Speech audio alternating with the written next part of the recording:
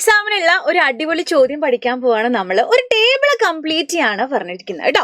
അപ്പൊ അതില് രണ്ട് വസ്തുക്കൾ തമ്മിൽ നമ്മൾ എന്ത് ചെയ്യും? റബ്ബ് ചെയ്യും. നമ്മൾ പഠിച്ചിട്ടുണ്ട്, റബ്ബ് ചെയ്യുമ്പോൾ ഇങ്ങനെ തമ്മിൽ ഉരസുമ്പോൾ ചാർജസ് ഉണ്ടാകും അല്ലെ. എങ്ങനെയാ ചാർജസ് കിട്ടുന്നത്? ഇലക്ട്രോണിന്റെ ട്രാൻസ്ഫർ മുഖേനയാണ് ചാർജസ് അവർക്ക് കിട്ടുന്നത്. ഒരാൾക്ക് പോസിറ്റീവ് ചാർജും മറ്റേ ആൾക്ക് നെഗറ്റീവ് ചാർജും കിട്ടും. ഓക്കെ, അപ്പൊ അങ്ങനെയാണെങ്കിൽ എക്സും വൈയും എന്നിങ്ങനെ രണ്ട് വസ്തുക്കൾ ഉണ്ട്. ഈ രണ്ട് വസ്തുക്കളെ നമ്മൾ റബ്ബ് ചെയ്യുന്നു. അങ്ങനെയാണെങ്കിൽ നമുക്ക് ഇവിടെ തന്നിട്ടുണ്ട് എക്സിന് പോസിറ്റീവ് ചാർജ് കിട്ടി, വൈക്ക് നെഗറ്റീവ് ചാർജ് കിട്ടി. അപ്പൊ ചോദ്യം ഇതാണ്, ഇവിടെ ഇലക്ട്രോണിന്റെ ട്രാൻസ്ഫർ എവിടെ നിന്നും എവിടേക്കാണ് പോയത്? എക്സിൽ നിന്ന് വൈയിലേക്കാണോ അതോ വൈയിൽ നിന്നും എക്സിലേക്കാണോ എന്നൊക്കെ ചോദിച്ചിട്ടുണ്ട്. സോ നിങ്ങളൊരു കാര്യം മനസ്സിലാക്കുക, രണ്ട് വസ്തുക്കളെ നമ്മൾ റബ്ബ് ചെയ്യുമ്പോൾ അവർക്കിടയിൽ ഇലക്ട്രോണിന്റെ ട്രാൻസ്ഫർ നടക്കും. ഫോർ എക്സാമ്പിൾ, ഞാനിപ്പോൾ എടുത്തിരിക്കുന്നത് ഒരു ഗ്ലാസ് റോഡും ഒരു സിൽക്കിന്റെ ക്ലോത്തും ആണെന്ന് വിചാരിച്ചോളൂ. സോ അങ്ങനെയാണെങ്കിൽ ഞാൻ രണ്ടിനെ റബ്ബ് ചെയ്യുമ്പോൾ ഇലക്ട്രോണിന്റെ ട്രാൻസ്ഫർ നടക്കും.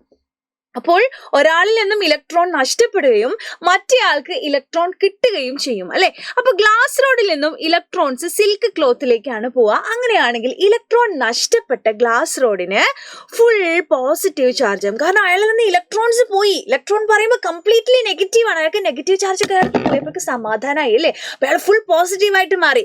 ഇനി ഈ സിൽക്ക് ക്ലോത്തിനെ സംബന്ധിച്ചിടത്തോളം അതിന് കുറെ ഇലക്ട്രോൺസിനെ കിട്ടിയിട്ടുണ്ട് അല്ലേ. സോ ഇലക്ട്രോൺസ് കിട്ടിയിട്ടില്ല, നമ്മുടെ ഈ ക്ലോത്ത് ഇവിടെ കംപ്ലീറ്റ്ലി നെഗറ്റീവ് ആയിട്ട് മാറും. അപ്പോൾ ഇലക്ട്രോൺ ട്രാൻസ്ഫറിൽ നിങ്ങൾ ഏറ്റവും കൂടുതൽ ശ്രദ്ധിക്കേണ്ട കാര്യം എന്ന് പറയുന്നത്, ഇലക്ട്രോൺ നഷ്ടപ്പെടുന്ന ആൾക്ക് പോസിറ്റീവ് ചാർജും ഇലക്ട്രോൺ സ്വീകരിക്കുന്ന ആൾക്ക് നെഗറ്റീവ് ചാർജും ആയിരിക്കും. ഇതാണ് പോയിന്റ് കേട്ടോ. വായിച്ചു നോക്കാം.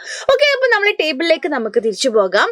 ഇവിടെ എക്സിന് പോസിറ്റീവ് ചാർജാണ് കിട്ടിയിട്ടുള്ളത്, വൈക്ക് നെഗറ്റീവ് ചാർജും. അപ്പൊ നമുക്കറിയാം ഇവിടെ എക്സിൽ നിന്നും വൈയിലേക്കാണ് ഇലക്ട്രോൺസ് പോയിട്ടുള്ളത്.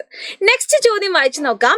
എ ആൻഡ് ബി എന്ന് പറയുന്ന രണ്ട് വസ്തുക്കളാണ്. ഇവിടെ ബിയിൽ നിന്നും എയിലേക്ക് ഇലക്ട്രോൺ ട്രാൻസ്ഫർ ആയി എന്ന് നമുക്ക് തന്നിട്ടുണ്ട് കേട്ടോ. ബിയിൽ നിന്നും എയിലേക്ക്. സോ ദാറ്റ് ബിയിൽ നിന്നും എയിലേക്ക് പോകുമ്പോൾ ബിയിൽ നിന്ന് ഇലക്ട്രോൺ നഷ്ടപ്പെട്ടു. ദാറ്റ് മീൻസ് ബിക്ക് കംപ്ലീറ്റ്ലി പോസിറ്റീവ് ചാർജ് കിട്ടി അല്ലെ. എക്കാണെങ്കിലോ കുറേ ഇലക്ട്രോൺസിനെ കിട്ടി. ഇലക്ട്രോൺസിനെ കിട്ടുമ്പോൾ അതിന് കുറേ നെഗറ്റീവ് ചാർജ് കിട്ടും. ഓക്കെ, അപ്പൊ നമ്മൾ അത് മനസ്സിലാക്കി വെക്കുക. അങ്ങനെയാണെങ്കിൽ നിങ്ങളുടെ ചോദ്യമാണ് ഇതാ ഇത് പി ആൻഡ് ക്യൂ. ഇവിടെ നമ്മളുടെ ഇലക്ട്രോൺ കൈമാറ്റം എങ്ങനെയാ, ഏതിൽ നിന്നും ഏതിലേക്കാണെന്നാണ് ചോദിച്ചിരിക്കുന്നത്. പോസിറ്റീവ് ചാർജ് ആർക്ക്, നെഗറ്റീവ് ചാർജ് എന്നൊക്കെ ഇവിടെ തന്നിട്ടുണ്ട്. സോ അങ്ങനെയാണെങ്കിൽ ഇതിന്റെ ആൻസർ നിങ്ങൾ താഴെ കമന്റ് ചെയ്യാം. Okay, all the best.